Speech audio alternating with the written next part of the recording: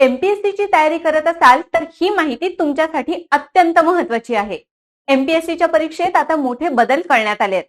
आतापर्यंत प्रश्नांचं उत्तर देताना 4 पर्यायांमधून एक पर्याय निवडावा लागत होता. पण आता उत्तर पत्रिकेत उत्तर मार्क करण्यासाठी 4 ऐवजी 5 सर्कल असणार आहेत.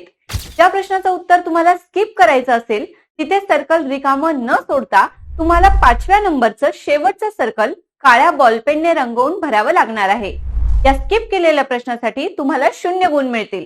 पण जर कोणताही सर्कल फिल न करता तुम्ही प्रश्न स्किप केला तर मात्र 1/4 निगेटिव्ह मार्किंग केलं जाईल.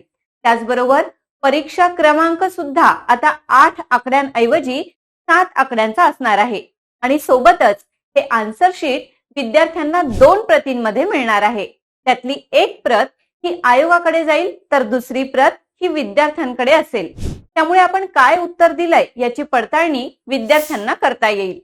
पारदर्शकतेसाठी आयोगाकडून हे पाऊल उचलण्यात आलंय आणि महत्वाचं म्हणजे हा बदल 1 मार्च 2026 पासून होणाऱ्या प्रत्येक परीक्षांवर लागू असणार आहे.